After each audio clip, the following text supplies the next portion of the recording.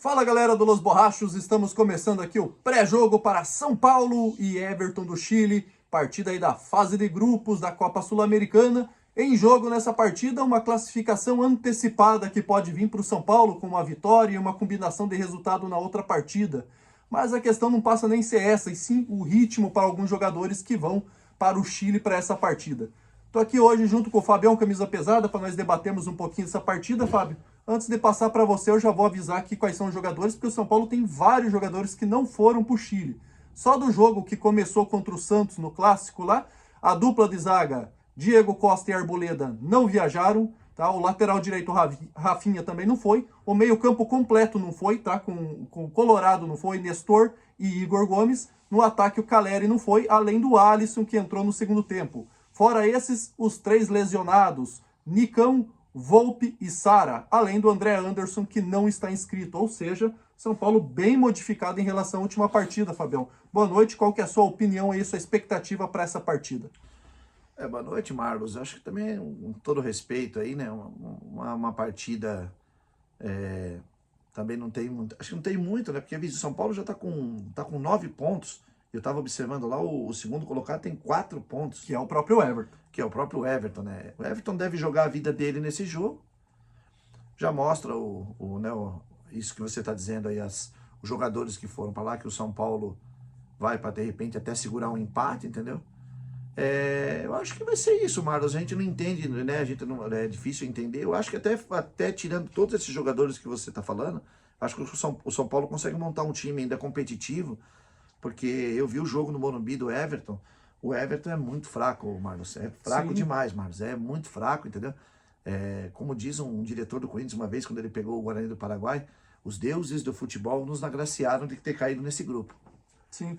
E você falou sobre o time competitivo, até falou sobre um possível empate. O São Paulo vai montar um time que muitos jogadores ou eram titular no ano passado ou já tiveram passagem pelo titular. Basta ver assim, ó, a dupla de zaga, Léo e Miranda provavelmente joguem. Pode ser, né, que joguem os dois. Miranda titular absoluto do ano passado e o Léo sempre frequentando a titularidade. Reinaldo na esquerda, titular do ano passado. Igor Vinícius, ou pode ser que jogue o Moreira, mas se for o Igor Vinícius, tem passagem pelo titular. Pode ser Luan, pode ser Pablo Maia no meio campo, entendeu? Patrick também viajou. Então Luciano, podemos ter vários jogadores aí. O time ainda assim vai ser competitivo, que nem você falou, porque o Everton é fraquíssimo, né? E dá rodagem também, né? Alguns jogadores ali pegam um pouquinho mais de ritmo de jogo. Isso é importante para cavar aí uma posição no titular do São Paulo, né, Fábio? Marlos, igual eu falo para você, como eu já te comentei aqui em vários pré-jogos, quando a gente faz os pré-jogos juntos, né? Eu estava questionando alguns torcedores na segunda-feira, né? Porque terça-feira eu tomei até um susto, né? Com a escalação do São Paulo, né? Com o Colorado e com o Éder, né? A assistência com o Éder, né?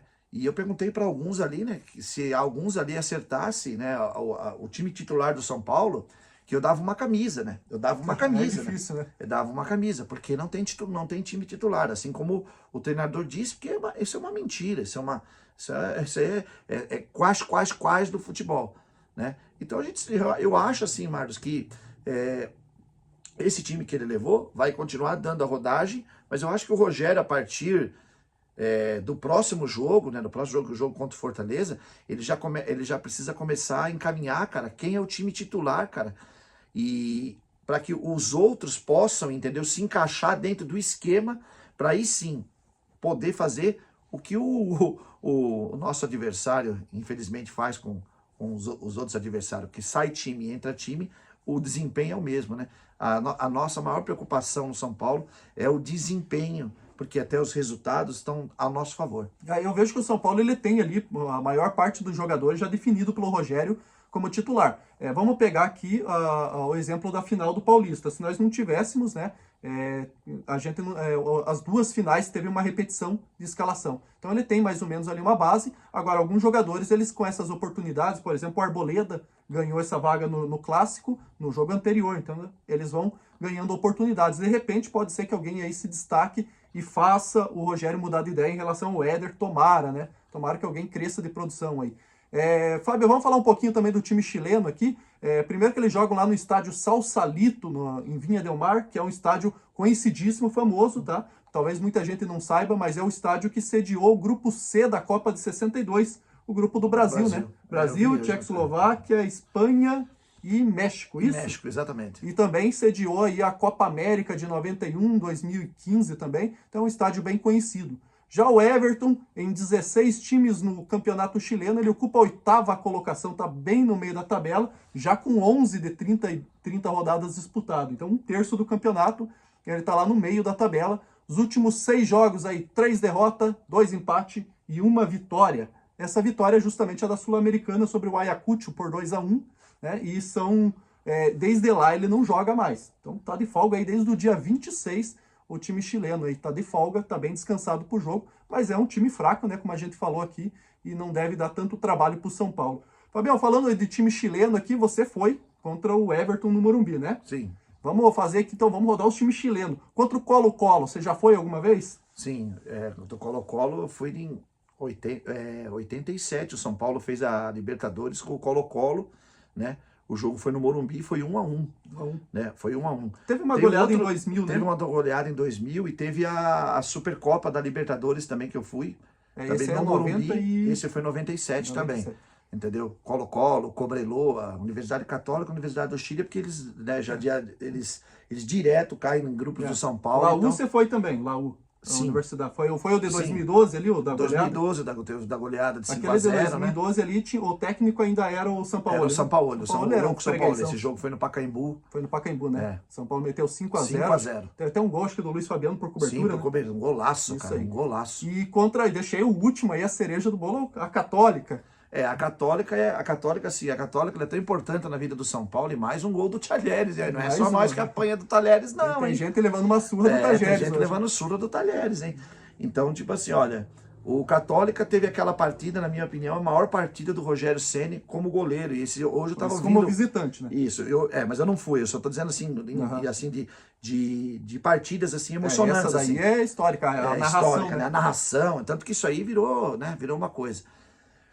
O jogo da final, né, da Libertadores, né? Esse eu fui, o 5-1 no Morumbi, entendeu? Passou o carro. Já começou a festa do título. Exatamente, ali ali passou o carro.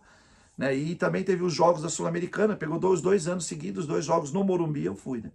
Um foi 0-0, e o outro foi acho que 1-1, um negócio eu não me lembro agora. A Católica, tirando a final da Libertadores, ela costuma dar uma a Católica é bem importante pro São Paulo. É importante, isso aí. Vamos pro palpite do jogo, só lembrar antes do palpite do jogo que no último jogo eu torcia pro Dario Pereira acertar, mas quem acertou foi você e o Leandro Guerreiro, hein? Acertaram o 2-1, hein? Ele foi mais ousado, ele foi no 2-0. Torci pra ele acertar, mas... Depois eu brinquei com ele e disse que com o Jandrei e Volpe em campo, não tem placar em branco. Tá certo, né? Tem que ter emoção. Vamos lá, Fabião. Placar para esse jogo aí, São Paulo e Everton. Marlos, eu acho que vai ser 1-1, Marlos. Eu acho que vai ser 1-1. Acho que vai ser um joguinho mais burocrático. Eu vi que o Rogério levou dois da base, um chancelado pelo Alex, né? Um meia, diz que é um meia clássico. Diz que esse daí, olho nesse menino. Agora eu esqueci o nome dele, né? E vamos lá, né, cara? Vamos ver o que vai dar. Um deles é o Luiz Henrique. Isso, eu não sei se é esse aí mesmo, acho que é esse mesmo. O outro eu não vou lembrar o nome agora, mas eu também li essa matéria. Bom, então você vai de 1-1, eu vou de 2-1 para o São Paulo. Peço para vocês aí que... Mais alguma coisa? Eu só queria comentar, mas não sei se você viu, estavam agora fortes rumores mesmo de que o Diego Costa tem conversado com o Rogério, né? Tem conversado bastante com o Rogério. E acredita agora, parece que o contrato dele se encerra, né? Eu vi hoje nos canais, acabando, né? É um dos contratos que estão acabando, e o Rogério tem uma amizade enorme com ele, parece que, acho que caiu a ficha do Rogério, né? A gente torce agora só para que o Volpe seja negociado, né? Porque não dá para ficar com esses 3 goleiros, tá né? até machucando agora na reserva, tá esquisito, né? Tá estranho, eu acho que sim. E assim, Marlos, eu acho que se vier, eu acho que chega para ser titular. E eu só gostaria de contar mais uma. O Palmeiras, quando o Marcos parou de jogar, o Palmeiras fez o mesmo processo que o São Paulo. O Palmeiras teve vários goleiros, teve o Deola, teve um outro goleiro chamado Fábio, depois teve um outro. Aí ele contratou o Fernando Praz, que tinha 39 anos na época, e o Fernando Praz ficou só apenas 2 anos no Palmeiras. Foi 2 anos titular, e hoje o Palmeiras tem o melhor goleiro do país. Então, nós podemos seguir esse caminho também. Eu acho que de repente por um pouco tempo também, né? Ele já tem idade, e aí a gente tentar... estamos começando a entender, você viu que o Lucas Perry, a partida que ele teve do Já Náutico... pegou pênalti, foi campeão, né? Então, exatamente, já começa a ganhar tarimba, né? É porque tá jogando também, né?